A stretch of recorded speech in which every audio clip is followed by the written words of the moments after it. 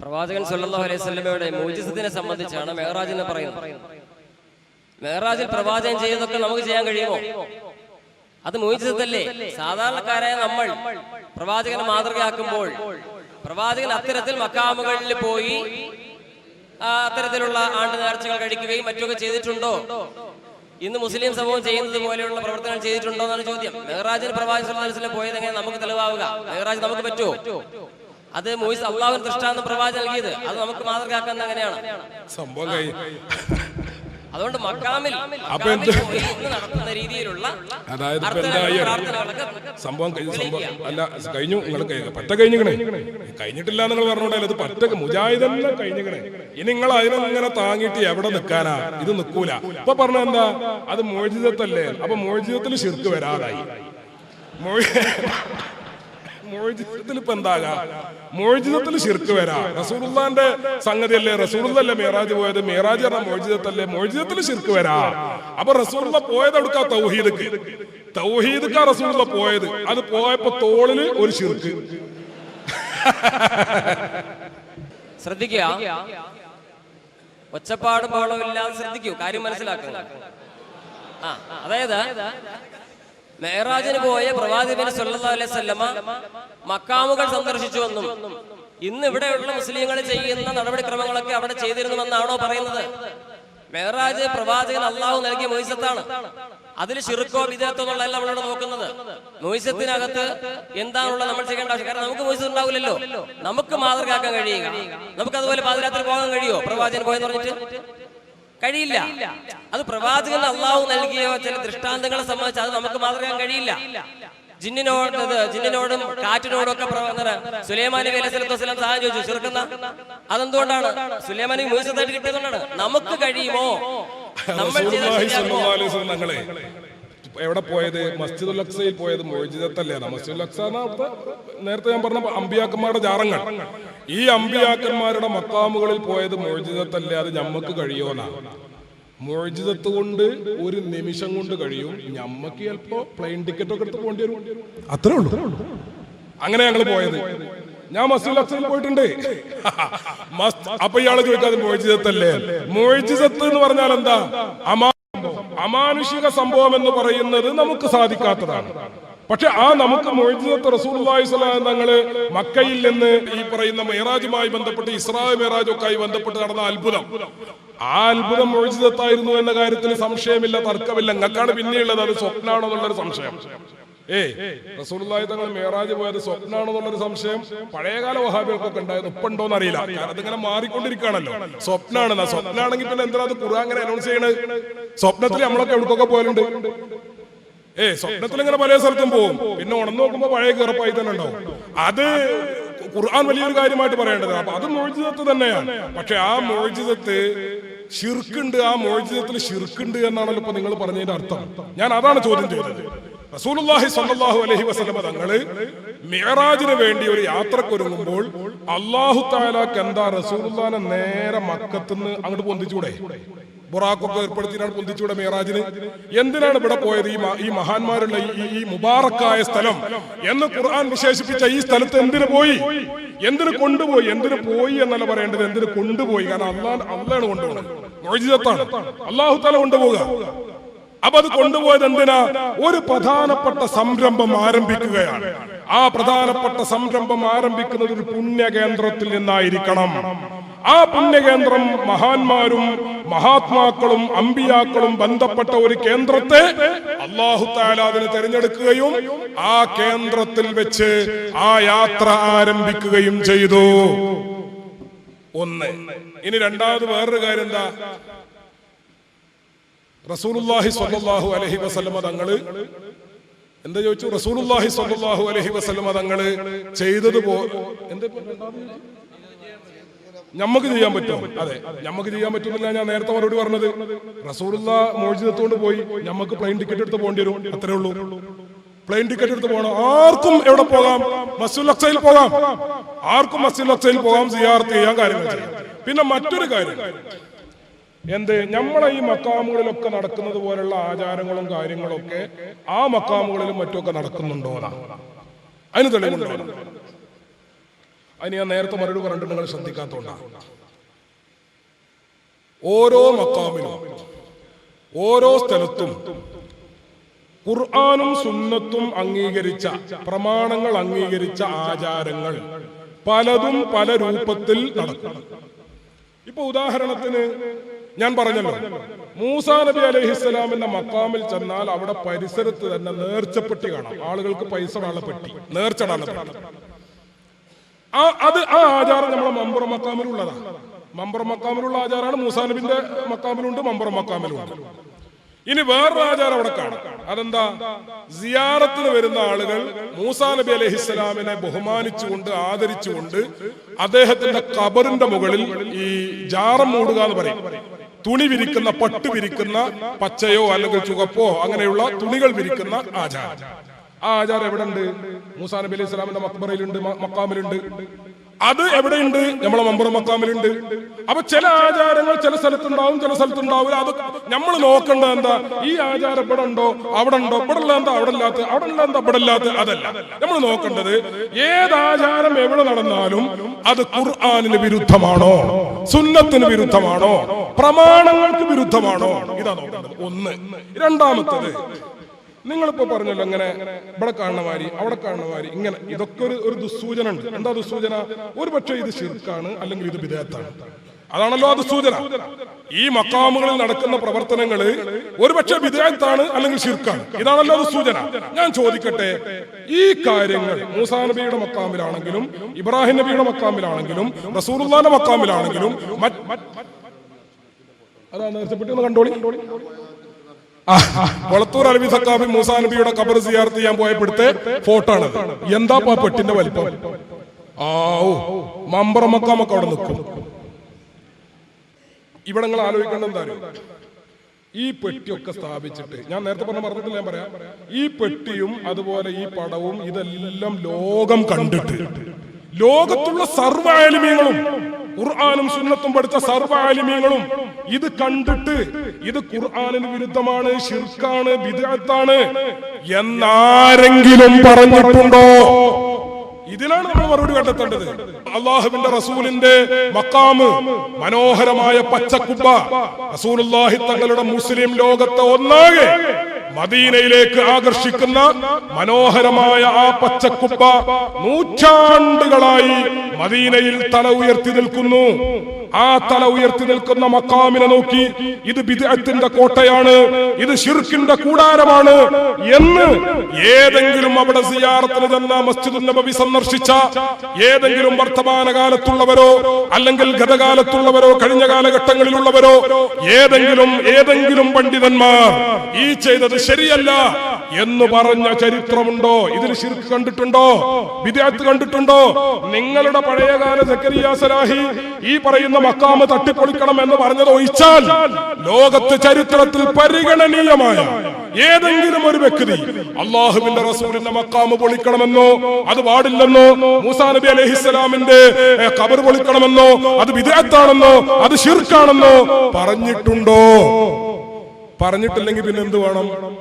ഒരു പക്ഷെ അവരൊന്നും ഖുർആനും സുന്നത്തും തിരിഞ്ഞോലല്ല എന്ന് പറയണം. നബി കരീം സല്ലല്ലാഹു അലൈഹി വസല്ലം മൂസാ നബി അലൈഹി സ്വലാത്തു വസ്സലാമിനെയും അതുപോലെ തന്നെ മറ്റു പ്രവാചകന്മാരുടെയൊക്കെ മഖാമ് സന്ദർശിച്ച് അവിടെ പോയി നേർച്ച നടത്തുകയല്ല ചെയ്തത്. മെഹറാജിൽ അങ്ങനെ ചെയ്യുന്ന വല്ല വാദമുണ്ടോ?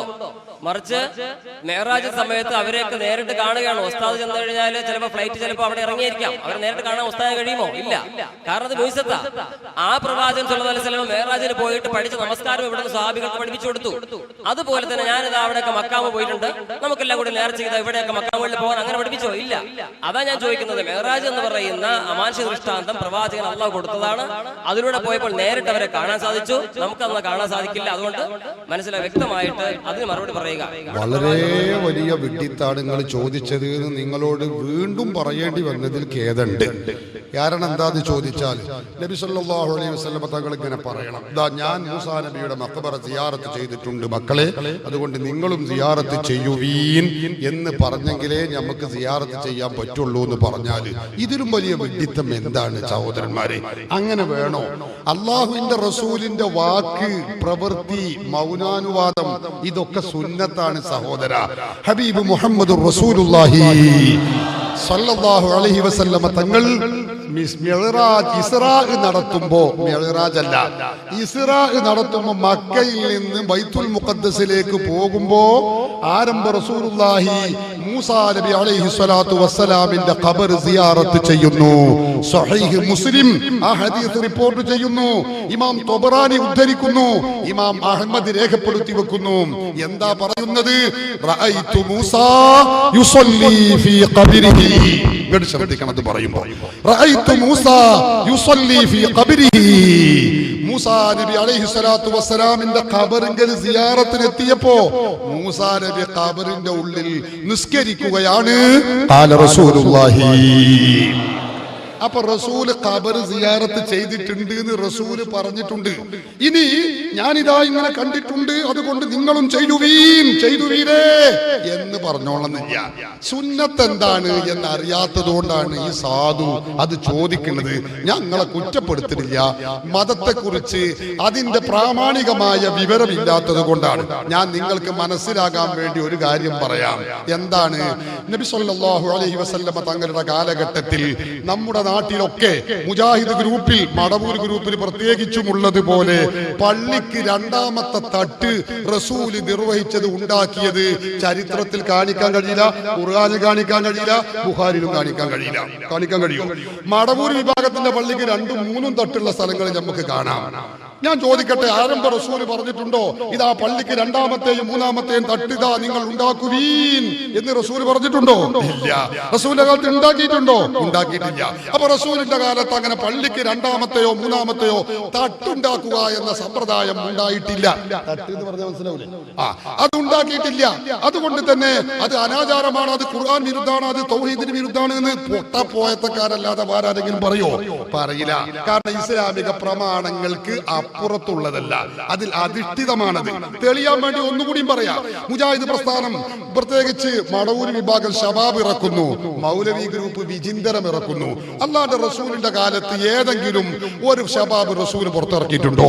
ഏതെങ്കിലും ഒരു വിചിന്തര റസൂൽ ഇറക്കിയിട്ടുണ്ടോ? അൽമനാർ റസൂൽ ഇറക്കിയിട്ടുണ്ടോ? അപ്പൊ അതൊന്നും ഇറക്കിയിട്ടില്ല. അപ്പൊ പറയാണ് അല്ലാഹുവിന്റെ റസൂൽ ഇറക്കിയിട്ടില്ല, ഇറക്കി കാണിച്ചിട്ടില്ല, ഇറക്കാൻ വേണ്ടി പറഞ്ഞിട്ടില്ല, അതുകൊണ്ട് അതൊക്കെ ബിദ്അത്താകുന്നു, അനാചാരാകുന്നു. പോയത്തം എന്നല്ലാതെ എന്ത് പറയാൻ സഹോദര? ഇസ്ലാമിൽ അതല്ല. ഒരു കാര്യം ചെയ്യുന്നത് ആരംഭ റസൂലുള്ളാഹി സ്വല്ലല്ലാഹു അലൈഹി വസല്ലമ തങ്ങൾ വിലക്കിയിട്ടില്ലാത്ത കാര്യമാണെങ്കിൽ അവിടെ നോക്കേണ്ടത് നമ്മളത് ചെയ്യുമ്പോൾ പ്രമാണബദ്ധമാണോ അല്ലയോ എന്നാണ്. 100 ഉദാഹരണം എനിക്ക് പറയാൻ കഴിയും. ഒരു ഉദാഹരണം പറയാം. നമ്മൾ ഈ മുഖാമുഖം പരിപാടി ശരീഅത്ത് ശറഇൽ ഇസ്ലാമിൽ പുണ്യകർമ്മമാണെന്ന് നമ്മൾ പഠിപ്പിക്കുന്നു. കാരണം എന്താ? ദീന് പറഞ്ഞു കൊടുക്കുന്ന പരിപാടിയാണ്, അല്ലേ? കൂലിയുള്ള കാര്യമാണ്. ഞാൻ ചോദിച്ചോട്ടെ, അള്ളാഹുവിന്റെ റസൂൽ ഇങ്ങനെ മുഖാമുഖം നടത്തി തെളിയിക്കാമോ? ഇങ്ങനെ നോട്ടീസ് ഒട്ടിച്ച് ഇത്രാം തീയതി സുലൈമാൻ സഖാഫി, അലവി സഖാഫി, അല്ലെങ്കിൽ ഹൈദർ ഉസ്താദ് ഇവരൊക്കെ പങ്കെടുക്കുന്ന ഗംഭീരമായ മുഖാമുഖ പരിപാടി എന്ന് പറഞ്ഞ് പോസ്റ്റർ ഒട്ടിക്കുന്നു, ഇങ്ങനെ ഓഡിറ്റോറിയം ബുക്ക് ചെയ്യുന്നു, അങ്ങനെ 7 മണിക്ക് ആരംഭിക്കുന്നു, പിന്നെ ദുആ ചെയ്യുന്നു, സ്വാഗതം നടത്തുന്നു, അധ്യക്ഷൻ ഉദ്ഘാടനം LCD വെച്ചുകൊണ്ട് ക്ലിപ്പിംഗ് നടത്തുന്നു. അങ്ങനെ മുജാഹിദുകൾ വന്ന് ചോദിക്കുന്നു, സുന്നികൾ ഉത്തരം ചെയ്യുന്നു, മുജാഹിദുകൾ പരാജയപ്പെടുന്നു. ഇതൊക്കെ റസൂലുള്ളാഹി സ്വല്ലല്ലാഹു അലൈഹി വസല്ലം തങ്ങളുടെ കാലത്തുണ്ടോ? എന്തെങ്കിലും ഈ പറയുന്നത് ഇത് റസൂല് കാണിച്ചതിനുണ്ടോ? അപ്പൊ പറയാം ഒരാൾ ഇത് അനാചാരാണ്, ചെയ്യാൻ പാടില്ല. മണ്ടത്തരം എന്നല്ലാതെ നേരത്തെ സക്കരിയ പറഞ്ഞ മാതിരി പൊട്ടത്തരാണിത്, മണ്ടത്തരാണ്. ഇതൊക്കെ ശൂന്യതയാണ്. ഇതൊന്നും ഈ ചിന്തിക്കുന്ന സമൂഹത്തിന്റെ മുമ്പിൽ പറയരുത്. അതുകൊണ്ട് തന്നെ മുജാഹിദ് പറഞ്ഞു, മുജാഹിദിന്റെ സംസ്ഥാന സെക്രട്ടറി പ്രസംഗിച്ച ക്ലിപ്പ് ഭാഗം നോട്ട് എന്റെ കയ്യിൽ മാധ്യമം പത്രത്തിൽ വന്നതാ. ഇവരുടെ നേതാവ് പറഞ്ഞത് എന്താണെന്ന് അറിയോ? ISMന്റെ സംസ്ഥാന സെക്രട്ടറി പറയാണ്, ഇപ്പൊ പഴയ മാതിരിയൊന്നും വിവരമുള്ളവരും വിദ്യാഭ്യാസമുള്ളവരൊന്നും മുജാഹിദിലേക്ക് അതിലേക്ക് കടന്നു വരുന്നില്ല. വളരെ ശരിയല്ലേ? ഈ ജാതി മണ്ടത്തരം പറഞ്ഞാൽ അന്തർലോലത്തിന് കിട്ടുമോ? ഒക്കെ കൂടൊഴിഞ്ഞു പോവുകയാണ്. മുജാഹിദിന്റെ താടി വെട്ടിക്കൊണ്ടിരിക്കുക ആളുകള്. എന്തേ മുജാഹിദ? മുജാഹിദല്ല അത് പറയാൻ മടിയാ ഓരോരുത്തർക്ക്. അവിടെ എത്തിയ കാര്യങ്ങള് പൊട്ടത്തരത്തിന്റെയും മണ്ടത്തരത്തിന്റെയും വിഡ്ഢിത്തരത്തിന്റെയും ആകപ്പാടെ കൂട്ടിക്കുഴക്കലാണ് ഇപ്പൊ മുജാഹിദ് പ്രസ്ഥാനം എന്ന് പറഞ്ഞ. അപ്പൊ അതുകൊണ്ട് ആ ജാതി പൊട്ടത്തരം നിങ്ങൾ ചോദിക്കണ്ട. ഈ ഒരു കാര്യം ചെയ്യുമ്പോ, മഖ്ബറയിൽ പോയി സിയാറത്ത് ചെയ്യുമ്പോ, അവിടെ വെളിച്ചം കത്തിക്കുമ്പോ, മറ്റു കാര്യം ചെയ്യുമ്പോ ഇസ്ലാമിൽ അതിന് തെളിവുണ്ടോ ഇല്ലേ? ഇതാണ് മുസ്ലിമീങ്ങൾ ചോദിക്കുന്ന ചോദ്യം, ചിന്തിക്കുന്ന കാര്യം. ഇത് റസൂല് ഇതാ ഇന്ന മക്കാമിൽ ഞാൻ പോയി സിയാറത്ത് ചെയ്തിട്ടുണ്ട്, അതുകൊണ്ട് നിങ്ങളും പോയി ചെയ്യുവീരേ എന്ന് പറഞ്ഞെങ്കിലേ ചെയ്യാൻ പറ്റൂ എന്ന് ഒരു പോയത്തക്കാരനും പറയില്ല, നിങ്ങളല്ലാതെ. അത് നിങ്ങൾ മനസ്സിലാക്കണം. ഒരു കാര്യം ചെയ്യുമ്പോ ഇസ്ലാമിക ശരീഅത്തിൽ അതിന് തെളിവുണ്ടോ, ഖുർആനുണ്ടോ, ഹദീസുണ്ടോ, പ്രമാണമുണ്ടോ, ചെയ്യാൻ പറ്റുമോ? ഇതാ ഇസ്ലാം തീരുമാനിക്കുന്നത്. അതാ പൂർവികരൊക്കെ പഠിപ്പിച്ചത്. അതല്ലാതെ ഞാൻ ഈ ചെയ്യുന്ന മാതിരി തന്നെ ചെയ്തു കൊള്ളുവീരേ എന്ന് പറഞ്ഞുകൊണ്ടൊരു കാര്യം ഉണ്ടായെങ്കിലേ അത് ചെയ്യാവൂന്ന് ഒരാളും പറഞ്ഞിട്ടില്ല. ഖുർആനിൽ അങ്ങനെ ഉണ്ടാവണം എന്നാലേ ചെയ്യാൻ പറ്റൂ, ഒരാൾ പറഞ്ഞിട്ടില്ല. അങ്ങനെ പറയുകയാണെങ്കിൽ കുടുങ്ങേണ്ടി വരും. ഒരാൾ പറയാ പരിശുദ്ധ ഖുർആനിൽ 5 വക്ത് നിസ്കാരത്തിന്റെ പേര് പറഞ്ഞിട്ടില്ല, അതുകൊണ്ട് ഇനി മുതൽ ഞാൻ ളുഹൂർ, അസ്ർ, മഗ്രിബ്, ഇശാ നിസ്കരിക്കൂല. എന്തേ? 5 വക്ത് നിസ്കാരത്തിന്റെ പേര് ഖുർആൻ പറഞ്ഞിട്ടില്ല, എന്തെങ്കിലും കാണിച്ചു തരട്ടെ, അത് കാണിക്കാത്തോടത്തോളം നാളെ ഞാൻ നിസ്കരിക്കൂല. അജ്ജ് നിസ്കരിക്കേണ്ട, നരകത്തേക്കാണ് പോയിക്കോ എന്ന് പറയല്ലാതെ വേറെ മാർഗമൊന്നുമില്ല. ഖുർആനിൽ 5 വക്ത് നിസ്കാരത്തിന്റെ ളുഹൂർ, അസ്ർ എന്നുള്ള പേര് പറഞ്ഞിട്ടില്ല, ശരിയാണ്, പക്ഷെ നിസ്കരിക്കണം എന്ന് പറഞ്ഞിട്ടുണ്ട്. അതെങ്ങനെയൊക്കെയാണ്? അത് പിന്നീട് വിശദീകരണം പിന്നെയാണ്. ഇത് ഇസ്ലാമിന്റെ പൊതു സ്വഭാവമാണ്. അത് 1ഉം 2ഉം കാര്യങ്ങളെന്നല്ല, ഒരുപാട് കാര്യങ്ങൾ 100 നമ്മൾ സാധാരണ ചെയ്തുകൊണ്ടിരിക്കുന്നത്. മുജാഹിദുകൾ സമ്മേളനം നടത്തുന്നു, വാർഷിക സമ്മേളനം. ആരംഭ റസൂല് വാർഷിക സമ്മേളനം നടത്തിയിട്ടുണ്ടോ? 5ാം സമ്മേളനം, 8ാം സമ്മേളനം, 10ാം സമ്മേളനം. ഇപ്പൊ എത്ര നടക്കുന്നത്? 8 തൗഹീദായിട്ട് 8ാം സമ്മേളനം നടത്തുക. റസൂൽ 8ാം സമ്മേളനം നടത്തിയിട്ടുണ്ടോ? എന്താ ഈ പറയുന്നത്? പൊട്ടത്തരം പറയാന്നല്ലാതെ. റസൂലുള്ളാഹി മുജാഹിദുകൾ സാൽവേഷൻ നടത്തുന്നു. റസൂൽ ഏത് കൊല്ലത്തിൽ ഏത് ഡേറ്റ് എന്നാ സാൽവേഷൻ നടത്തിയതെന്ന് പറഞ്ഞു തന്നെയാണ്. ആരോടതൊക്കെ പറയുന്നത്? നിങ്ങൾ ഈ മണ്ടത്തരം ചോദിക്കരുത്. വേറെ വല്ല ചോദ്യം കൊണ്ട് ചോദിക്കും, സമയം കളയില്ല. ഈ മനുഷ്യന്മാരൊക്കെ ഉത്ബുദ്ധരല്ലേ? അവരെ വട്ടം കറക്കണ്ട. കാര്യം മാത്രം പ്രസക്തമായതുണ്ടെങ്കിൽ ചോദിക്കാം, നിങ്ങൾക്ക് വിശദീകരിക്കാം, എത്ര വേണമെങ്കിലും ഞങ്ങൾ പറയാം. പൊട്ടത്തരം ചോദിക്കരുത് ദയവായിട്ട്. ഇസ്ലാമിന്റെ പ്രമാണങ്ങൾ അറിയാത്തത് കൊണ്ടാണ് നിങ്ങൾ ആ ചോദിക്കുന്നത്. അധുനാതനമായി ഉണ്ടായിക്കൊണ്ടിരിക്കുന്ന സംഭവ വികാസങ്ങൾ നമ്മൾ നെറ്റിലൂടെ ഇസ്ലാമിക പ്രബോധനം ചെയ്യുന്നു, ഇന്റർനെറ്റിലൂടെ അല്ലേ, LCD പ്രൊജക്ടറിലൂടെ ചെയ്യുന്നു, കാസറ്റിലൂടെ, CD-യിലൂടെ റസൂൽ ചെയ്തിട്ടുണ്ടൊക്കെ. അപ്പൊ ഇതൊക്കെ തെറ്റാ, ശരി, ശിർക്കാ, വിദ്യാർത്ഥി, അനാചാര, ഇതൊക്കെ മണ്ടത്തരാണ്. ദയവായിട്ട് ഇങ്ങനെ കാര്യങ്ങൾ ചോദിക്കരുത്. പ്രസക്തമായ ചോദ്യങ്ങൾ നിങ്ങൾ തൗഹീദുമായി ബന്ധപ്പെട്ട് ഞങ്ങളെ ഇരുത്താൻ പറ്റുന്ന ചോദ്യം ചോദിക്കും, അതല്ലേ വേണ്ടത്. ഇതല്ലാതെ ഈ പൊട്ടത്തരം ചോദിച്ച് സമയം കളയരുത് എന്ന് വിനീതമായി ഇടയ്ക്ക് ഇടപെടുകയാണ്. ഇൻഷാ അല്ലാഹ് ചോദ്യങ്ങൾക്ക് മറുപടി സുലൈമാൻ സഖാഫി തന്നെ ഇവിടെ നടത്തുന്നതുമാണ്. അടുത്ത ചോദ്യം ചോദിച്ചോളൂ. ഉസ്താദ്, ഇവിടെ ദീനിയായ വിഷയങ്ങൾക്ക് ഭൗതികമായ സൗകര്യങ്ങൾ ഒരുക്കിക്കൂടാന്ന് ഞങ്ങൾ പറഞ്ഞിട്ടില്ല. അത് പ്രവാചകൻ പറഞ്ഞിട്ടുണ്ടോ എന്നുള്ളതല്ല. കാതലായ വിഷയങ്ങൾ, ഇത്ര റക്അത്ത് നമ്മൾ നമസ്കരിക്കണം, ഇന്നതുപോലെ നിങ്ങൾ ദുആ ചെയ്യണം, അള്ളാഹുവോട് മാത്രം ദുആ ചെയ്യാവൂ, തുടങ്ങിയ കാര്യങ്ങൾ ഒരുപാട് പ്രവാചകൻ പറഞ്ഞിട്ടുണ്ടല്ലോ. അല്ല, ദീനിയായ വിഷയങ്ങൾക്ക് മയക്ക് ഉപയോഗിക്കുന്നത്, സെറ്റ് ഉപയോഗിക്കുന്നത്, ഇതൊക്കെ ഉപയോഗിക്കണമെന്നാണ് ഇസ്ലാം പഠിപ്പിക്കുന്നത്. ഭൗതിക സൗകര്യങ്ങൾ ഉപയോഗിക്കാം. അങ്ങനെ റസൂൽ പറഞ്ഞ ഹദീസ് പറഞ്ഞാണ്, അങ്ങനെ ഉപയോഗിക്കുന്ന റസൂൽ പറഞ്ഞ ഹദീസ് മതി. അത് പറഞ്ഞു ഒരായത്ത് വരട്ടെ, ഒരു ഹദീസ് പറഞ്ഞ ദീനിയായ കാര്യങ്ങൾക്ക് ഭൗതികമായ കാര്യങ്ങൾ ഉപയോഗപ്പെടുത്താന്ന് പറഞ്ഞ ഹദീസ് ഒന്ന് കൊണ്ടുവരി. വിഷയം തീർന്നു. ആ പറയും. അത് ഹദീസ് പറയും, എന്നിട്ട് വർത്താനം. ഈ പൊട്ടത്തരം പറയുമ്പോ ശ്രദ്ധിക്കണം. നിങ്ങളിങ്ങനെ പോക്കറ്റിൽ നിൽക്കുക, അത് ബിസ്മിൻ ചൊല്ലി അവിടെ തന്നെ വെച്ചടി. ആയത്തെ ഹദീസിന് പറയുന്ന അങ്ങനെ ഉണ്ടെങ്കിൽ നോണങ്ങനെ പറയാം. അത് ഉപയോഗിക്കാമെങ്കിൽ സംശയമില്ല എന്ന് പറഞ്ഞാൽ പോരല്ലോ. ഖുർആനിന് വേണ്ടേ, ഹദീസിന് വേണ്ടേ? ആയത്തിന് കൊണ്ടുവരി, ഹദീസിന് കൊണ്ടുവരി. അപ്പൊ അതല്ല അത് പണ്ട് അറബിയുടെ മലയോട് വർത്തനം ആദ്യനോട് നടക്കൂല. നിങ്ങൾ ആ പൊട്ടത്തര ഹദീസിന് പറയട്ടെ, ഭൗതികമായ കാര്യങ്ങൾ, ദീനിയായ കാര്യങ്ങൾക്ക് ഉപയോഗപ്പെടുത്താന്ന് പറഞ്ഞ ഹദീസ് ഒന്ന് കൊടുത്ത മൈക്ക് കൊടുത്ത മുമ്പ് പറയട്ടെ. ആ ഹദീസ് നിങ്ങൾ എപ്പോ പറയുന്നു, അപ്പൊ മറ്റീനുള്ള ഹദീസ് ഞങ്ങളും പറയുന്നതാണ്. പറയുക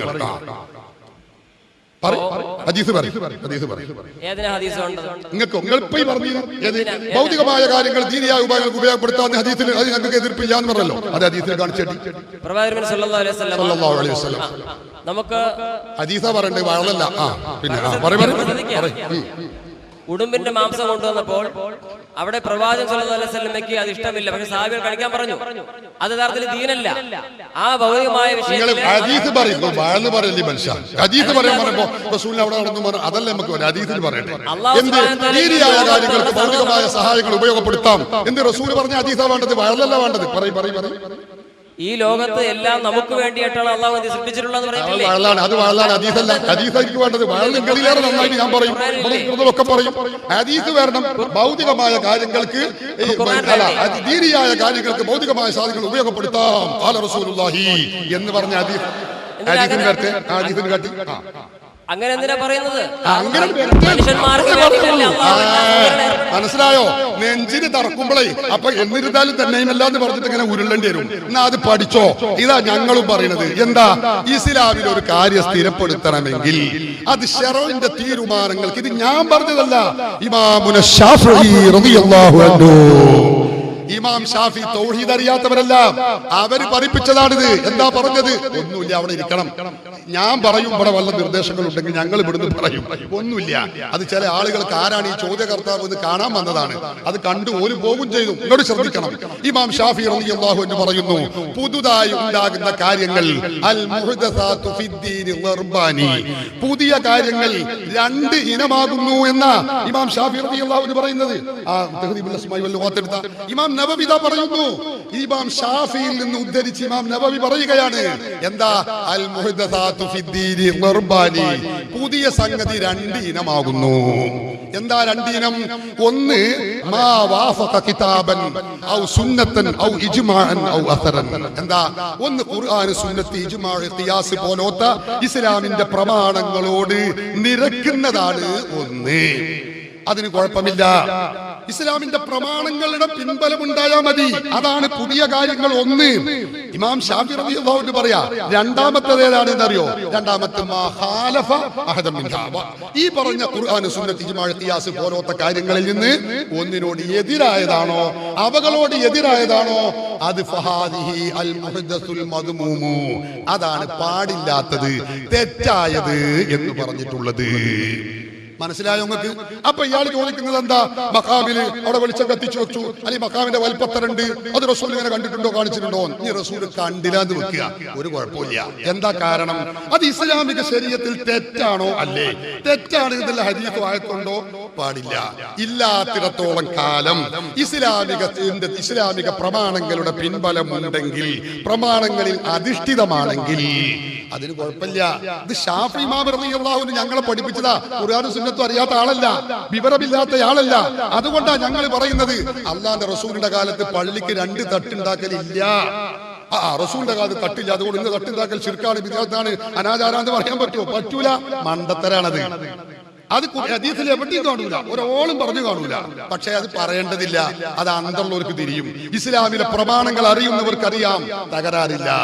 അപ്പോ റസൂലുള്ളാഹിന്റെ കാലത്ത് നമുക്കറിയാം. ഒരു ഉദാഹരണം, റസൂലുള്ളാഹിന്റെ കാലത്ത് കല്യാണം നടത്തുന്നു, നിക്കാഹുണ്ട്. നിക്കാഹിൽ അന്ന് ഭക്ഷണം വിളമ്പിയിരുന്നു. അപ്പൊ ഒരാൾ, ഇന്ന് നമ്മൾ ഭക്ഷണം വിളമ്പുന്ന ബിരിയാണിയാ, അന്ന് റസൂലിന്റെ കാലത്ത് ബിരിയാണി ഉണ്ടോ? ബിരിയാണി ഇല്ല. അപ്പൊ അതുകൊണ്ട് അത് ശിർക്കാവുന്നു, ബിദ്അത്താവുന്നു, അനാചാരമെന്ന് പറയാൻ പറ്റൂല.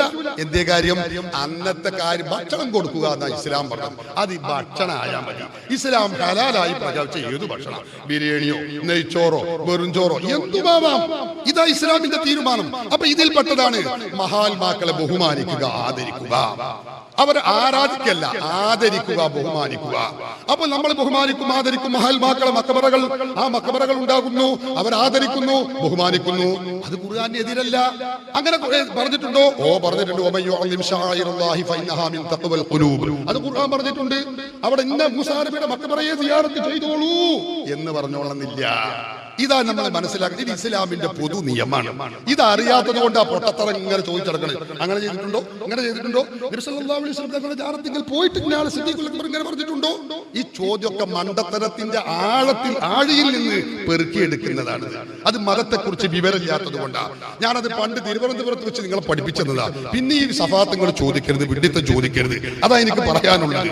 പ്രിയപ്പെട്ട സഹോദരൻ, ഇസ്ലാമിന്റെ പ്രമാണങ്ങളിൽ അധിഷ്ഠിതമായ കാര്യം അത് തെറ്റല്ല.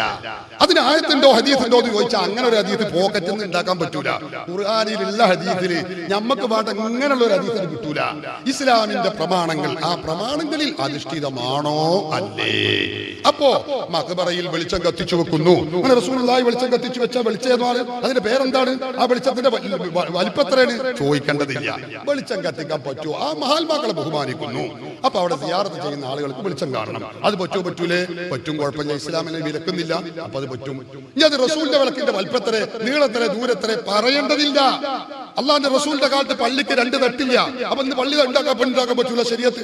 റസൂലുള്ളാഹിന്റെ കാലത്ത് ജിദ്ദിനെ ഇറക്കിയിട്ടില്ല, ശബാബ് ഇറങ്ങിയിട്ടില്ല, പുസ്തകം പ്രസിദ്ധീകരിച്ചിട്ടില്ല, മുസ്ഹഫ് പോലും ക്രോഡീകരിച്ചു ഒറ്റ 2 ചട്ടയുടെ ഉള്ളിൽ ഒറ്റ കിതാബായി രേഖപ്പെടുത്തപ്പെട്ടിട്ടില്ല. നിങ്ങൾ മനസ്സിലാക്കണം. ഇന്ന് മുജാഹിദുകൾ എത്ര പുസ്തകം ഇറക്കണ റസൂലിനെ ഇറക്കിയിട്ടുണ്ടോ? ഇല്ല. അപ്പൊ തൗഹീദിന് ശിർക്കിന് ഇസ്ലാമിന് വിരുദ്ധാണോ? അല്ല. എന്താ കാരണം? അത് ഇസ്ലാമിന്റെ പൊതുവായ തീരുമാനത്തിൽപ്പെട്ടതാ. എന്ത്? ദീനീ പ്രബോധനം ചെയ്യുക, അത് നിങ്ങൾക്ക് ബാധ്യതയാണ്. അപ്പൊ അതിന് കാലികമായ പൊതു സ്വഭാവം സ്വീകരിക്കാം. അത് പൊതുവായ ഒരു നിയമമാണ്. ഇതാ ഇസ്ലാമിന്റെ അടിസ്ഥാനം. ആ നിയമമാണ് ഞങ്ങൾ ഈ പറയുന്നത്. അപ്പൊ അതിന് ഹദീസ് വേണ്ടാന്നും ഞങ്ങൾ ഈ പറഞ്ഞതിന് പ്രത്യേകമായ പോകറ്റുന്നെടുത്ത് ഹദീസ് വേണമെന്നും പറഞ്ഞാൽ അത് വിവേചനമാണ്. അത് നിങ്ങൾക്ക് കഥയില്ലാത്തത് കൊണ്ടാണ്. അതാ ഞാൻ ഈ പറഞ്ഞത്. നിങ്ങൾ ഈ ചോദിക്കുന്നത് പൊട്ടത്തരാണ്. നിങ്ങൾ ചിന്തിച്ച് ചോദിക്കുക. വേറെ തന്നെ ചോദിക്കാൻ തൗഹീദും ശിർക്കും പറയാൻ അത് എത്ര ഉണ്ട്? അതാണ് നിങ്ങൾ ചോദിക്കേണ്ടത്. ഇതല്ലാതെ ഇങ്ങനെ പോയിട്ടുള്ള ഒരു ഹദീസ് വരട്ടെ, അങ്ങനെ ഹദീസ് കിട്ടൂല. ഇത് ഇസ്ലാമിന്റെ പൊതു സ്വഭാവമാണ് ഈ വിഷയത്തിലുള്ളത്. ഞാൻ ഒന്നും കൂടി പറയാം. അപ്പൊ നിസ്കാരം 5 വക്ത് നിസ്കാരം 6 വക്താക്കി കൂടെ, 100 നിസ്കാരം 4 ഉള്ളത് 5 ആക്കി കൂടെ ചോദിക്കണ്ട. എന്താ കാരണം? ഇസ്ലാമിലെ പുതിയ കാര്യങ്ങൾ 2 ഇനമാണ്. ഒന്ന്, ഇസ്ലാം നിശ്ചിതമായ രൂപഭാവങ്ങൾ നിർണയിച്ചു കൊടുത്തത്. അതിന് നമുക്കൊന്നും മാറ്റാൻ പറ്റൂല. അതിൽപ്പെട്ടതാ നിസ്കാരം 5 വക്ത്. അത് 3 വക്താന്ന് ചേകനൂര് പറഞ്ഞപ്പോ മുസ്ലിം ലോകം ഒന്നിച്ച് പറഞ്ഞു കാഫിറാണ്, അല്ലേ? അതുപോലെ ളുഹ്ർ 4 റക്അത്താകുന്നു, മാറ്റാൻ പറ്റൂല. അത് റസൂൽ അങ്ങനെ പഠിപ്പിച്ചതാ. ചില കാര്യങ്ങൾ അങ്ങനെ പഠിപ്പിച്ചിട്ടില്ല. പൊതുവിൽ റസൂലുള്ള പഠിപ്പിച്ച രൂപഭാവങ്ങൾ നമുക്ക് ആവിഷ്കരിക്കാം. ഉദാഹരണം, അള്ളാന്റെ റസൂലിന്റെ ജന്മദിനത്തിൽ സന്തോഷം പ്രകടിപ്പിക്കൽ. സന്തോഷം പ്രകടിപ്പിച്ചോളൂ എന്ന് ഇസ്ലാം പറയുന്നു. എങ്ങനെ? പറഞ്ഞിട്ടില്ല. അപ്പൊ മുജാഹിദ് ചോദിക്കാണ്, അല്ലെങ്കിൽ ഈ റാലി നടത്തുന്ന ഈ കൊടി റസൂലിന്റെ കാലത്തുണ്ടോ? ഈ കളർ റസൂലിന്റെ കാലത്തുണ്ടോ? റസൂലിന്റെ കാലത്തുള്ള കൊടിയുടെ കളർ എന്താ? പൊട്ടത്തരാണ്, ചോദിക്കണ്ട. റസൂലുള്ളാഹി സ്വല്ലല്ലാഹു അലൈഹി വസല്ലം തങ്ങൾ നിങ്ങൾ സന്തോഷാവസരത്തിൽ അല്ലെങ്കിൽ ഭക്ഷണം നിങ്ങൾ സ്വതക്ക ചെയ്തോളൂ. ഏത് ഭക്ഷണം, എങ്ങനെ, എപ്പോൾ പറഞ്ഞിട്ടില്ല. നമുക്ക് എങ്ങനെയാവാം? ഇസ്ലാം അനുവദിച്ച ഏത് രൂപത്തിലും ആവാം. ബിരിയാണി ആവാം, നെയ്ച്ചോറാവാ, എന്തും ആവാം. അത് ളുഹ്റിക്കാവാം, അസർക്കാവാം, സുബ്ഹിക്കാവാം, മഗ്രിബ്, എപ്പോഴും ആവാം. ഇസ്ലാമിന്റെ വിലക്കില്ല. അപ്പൊ ഇസ്ലാമിലെ കാര്യങ്ങൾ, നിയമങ്ങൾ അങ്ങനെ ഒന്ന് കൃത്യമായി നിയമങ്ങൾ കണിശമായ രൂപത്തിൽ വ്യക്തമായി പറഞ്ഞ് പഠിപ്പിച്ചിട്ടുള്ളത്. അതിന് മാറ്റാൻ പറ്റൂല. മറ്റൊന്ന് അങ്ങനെയല്ലാത്തത് അത് ചെയ്യണമെന്നേ പറഞ്ഞിട്ടുള്ളൂ. എങ്ങനെ ചെയ്യണം, രൂപഭാവങ്ങൾ എങ്ങനെ, നമുക്ക് അധികാരമുണ്ട്. അങ്ങനെ ഒരുപാട് കാര്യങ്ങളുണ്ട്. അതാണ് സഹോദര നിങ്ങൾ ഈ ചോദിക്കുന്ന കാര്യങ്ങൾ മനസ്സിലാക്കണം. അതുകൊണ്ട് നിങ്ങൾ ഈ കാര്യങ്ങൾ ചിന്തിച്ചു പറയണം, ബുദ്ധി ഉപയോഗിച്ച് പറയണം. പൊട്ടത്തരം ചോദിക്കുന്ന അവസ്ഥയിലേക്ക് മുജാഹിദുകൾ ഇനിയും താഴരുത് എന്ന് വിനീതമായി അപേക്ഷിക്കുകയാണ്.